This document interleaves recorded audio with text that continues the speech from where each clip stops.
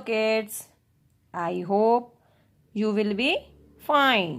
तो स्टूडेंट्स, आज हम लेसन नंबर जो 5 है वो रीड करेंगे। इससे पहले आप जो 4 लेसन्स हैं इसके जो है हम रीड कर चुके हैं, उसकी वीडियो जो है आपने ध्यान से देखी होगी। तो इस लेसन के जो राइटर है वो डॉक्टर मीनाक्षी वर्मा है। तो इसमें कवित्री ने कहा है कि जीवन जो है वो परिवर्तनशील है, जो जीवन है वो चेंज होता है, तो वो परिवर्तनशील ही जीवन है। स्थिर होना जड़ होना है, यानी रुकना ही जो है मौत है। जीवन में सुखों और दुखों का आना लगा ही रहता है। इसमें लेखिका ने जीवन की परिभाषा दी है और अपनी बेटी की तुलना चिड़िया के बच्चे से की है। तो चलिए जीवन की परिभाषा को समझने के लिए लेसन नंबर 5 रीड करते हैं। लेसन नंबर 5 शायद यही जीवन है, पेज नंबर 21। आज सुबह सुबह मेरी ननंद तेजी से भागकर मेरे पास आई और आंखें मटकाते हुए चहक कर बोली, दीदी आओ आपको कुछ दिखाती हूँ। जाने क्या दिखाना चाहती है? मैं भी असंजमस की स्थिति में उसके पीछे पीछे चल दी। बाहर बगीचे में एक ही कतार पंक्ति में लगे 3-3 फुट लंबे बैंगन के पौधों में से एक पौधे की टहनियाँ हटाकर बोली, देखो दीदी। मैं चकित रह गई। बैंगन के पौधे के बीच की टहनी जो शाखा है के बीच के 2 पत्तों से जुड़े एक छोटे से प्याले नुमा आकार के घोंसले और उस घोंसले में लाल रंग के छोटे छोटे 4 अंडे देखकर शायद जिंदगी में पहली बार इतने करीब से इतना नन्हा सा प्यारा सा घोंसला देखा था। मैं उत्सुक थी वह जानने के लिए कि किस पक्षी ने तिनको मुलायम रेशों, रुई व ऊन से बुनकर और पत्तियों से सिलकर नीड़ घोंसले का निर्माण किया है, बनाया है। मैं उसकी दुनिया का हिस्सा बन जाना चाहती थी, इसलिए अब मेरी दुनिया ही परिवर्तित हो गई थी, यानी कि चेंज हो गई थी। पहले जिन चीज़ों पर ध्यान केंद्रित करने का समयाभाव कमी रहती थी तथा अब केवल वही चीज़ें नजर आ रही थी। गुलाब के पौधे, विभिन्न रंगों के फूल, पत्तियां, लताएं, आंगन में लगे ऊंचे ऊंचे हरे भरे पेड़, कोयल, बुलबुल, तोते, मैना तथा तितलियां इत्यादि। इसी बीच एक छोटी सी चंचल जैतूनी हरी चिड़िया, जिसके नीचे के जो अंग है वो सफ़ेद थे, जंग जैसे रंग की शिखा, दुम पूंछ में से 2 सुई की तरह नोकीले पर जो तन कर खड़े रहते हैं, बार बार उस घोंसले में आकर बैठती और कुछ देर बाद उड़ जाती। दोपहर को बच्चों के स्कूल से लौटने पर मैंने उन्हें घोंसले, चिड़िया और अंडों के आकार में बताना उचित नहीं समझा कि कहीं वे चिड़िया की उत्कृष्ट रचना घोंसले व अंडे तोड़ ना दे। किंतु बाद में मैंने सोचा कि बच्चों को भी तो पक्षी जगत से परिचित होना चाहिए, इसलिए मैंने उन्हें पौधे की शाखाएं हटाकर घोंसला व अंडे दिखा दिए तथा उन्हें घोंसले को हाथ ना लगाने की हिदायत भी दी।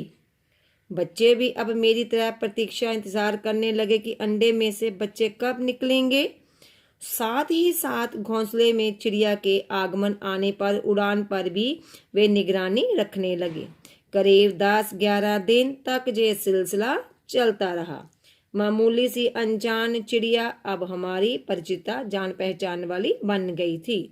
अनेक चिड़ियों को फुदकता देकर हम अपनी चिड़िया पहचान लेते थे। 12वें दिन चिड़िया ने अंडों पर बैठकर अपने शरीर की गर्मी से अंडे से दिए थे। आप घोंसले में बहुत ही छोटे छोटे प्यारे प्यारे रुई के फाहों की तरह के 4 बच्चे थे। उन्हें अपलक एकटक देखकर मैं फूला नहीं समा रही थी, खुश नहीं हो रही थी। मुझे अजीब सी खुशी हो रही थी। अगले दिन तक चारों की आंखें बंद थी। चारों आपस में जुड़े हुए अपनी अपनी खुली चोंच बार बार ऊपर की ओर उठा रहे थे, जैसे खाने के लिए मांग रहे हों। 3-4 दिन तक मैं लगातार उन्हें निहारती रही। वे हर समय अपनी खुली चोंच भोजन के लिए ऊपर ही किए रहते। चिड़िया माँ बार बार उड़कर जाती, चोंच में छोटे छोटे कीड़े मकोड़े व मच्छर लाकर बच्चों के मुंह में डाल जाती। चिड़िया किसी को सामने पाकर सीधा आकर घोंसले पर न बैठती। सबसे नीचे की शाखा पर फुदकते हुए वह अन्य शाखाओं से होती हुई घोंसले के पास जा बैठती। रात को दबे पांव आकर घोंसले में बच्चों को चिड़िया के साथ निश्चिंत सोया देखकर मैं भी निश्चित होकर सो जाती। एक दिन दोपहर को मैंने घोंसला देखा तो दिल धक से रह गया। घोंसले से जुड़े 2 पत्तों में से एक पत्ते के टूट जाने के कारण घोंसला दूसरे पत्ते के सहारे उल्टा लटक रहा था। घोंसले में से 2 बच्चे ही लटक रहे थे, तो 2 नीचे मिट्टी में अचेत यानी बेहोश स्थिति में अवस्था में गिरे पड़े थे। मैंने अपने पति और बच्चों की मदद से नीचे गिरे बच्चों को उठाकर प्लास्टिक के गोल डिब्बे में रख दिया। एक पत्ते के अवलंब से लटक रहा घोंसला हाथ लगाते ही पत्ते से अलग होकर हाथ में आ गया। मैंने घोंसले को भी उसी डिब्बे में रख दिया। धूप बहुत तेज थी, इसलिए डिब्बा भी उसी पौधे के नीचे छाया में रख दिया। चारों बच्चे खुली आंखों से मेरी गतिविधियों को देखकर जैसे मुझे धन्यवाद कह रहे थे। मैंने उन्हें रुई से पानी पिलाने का कोशिश किया, पर सब बेकार, क्योंकि उन्हें तो ना तो खाना आता था ना ही पीना।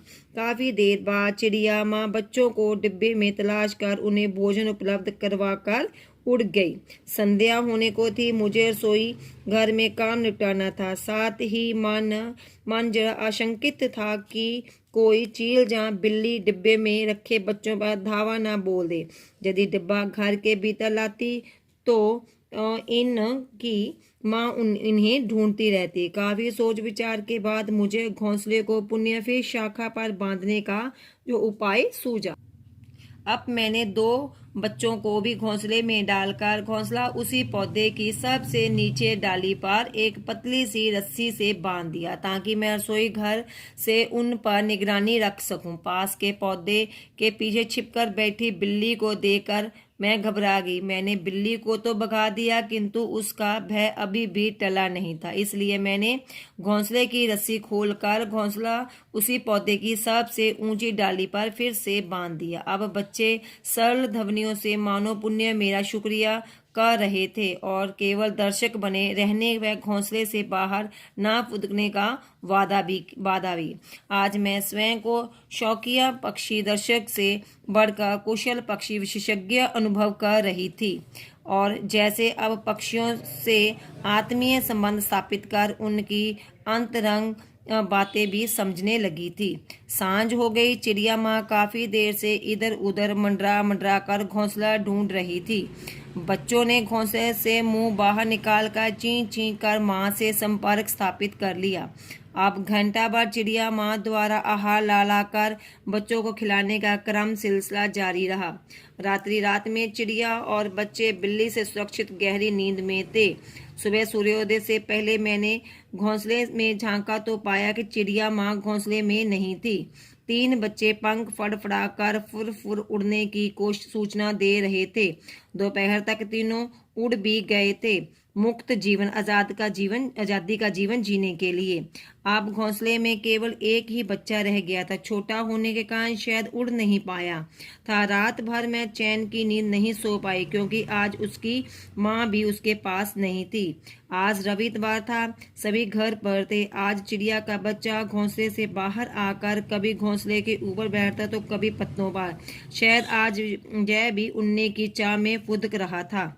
इसी बीच उसकी माँ को उसके पास बैठा देखकर मन गदगद हो गया। मैंने कैमरे से चिड़िया के बच्चे के बहुत से चित्र लिए। मेरा बेटा और बेटी प्यार दुलार में बच्चे को अपने स्टडी रूम में ले आए और खेलते रहे। फिर बाहर घोंसले में छोड़ आए। अब हम सभी अपने अपने कार्यों में व्यस्त हो गए। 2 घंटे बाद घोंसला खाली था, बच्चा उड़ गया था स्वच्छंद जीवन की चाह में।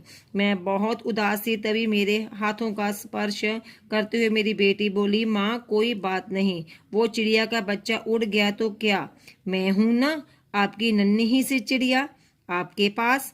मैं उसकी ओर देख रही थी और सोच रही थी, सचमुच यह चिड़िया ही है। जय भी एक दिन उस चिड़िया की तरह उड़ जाएगी, मुक्त जीवन की चाह में। जीवन की परिवर्तनशीलता को समझने का यही एक मूल मंत्र है, शायद यही जीवन है। Thank you.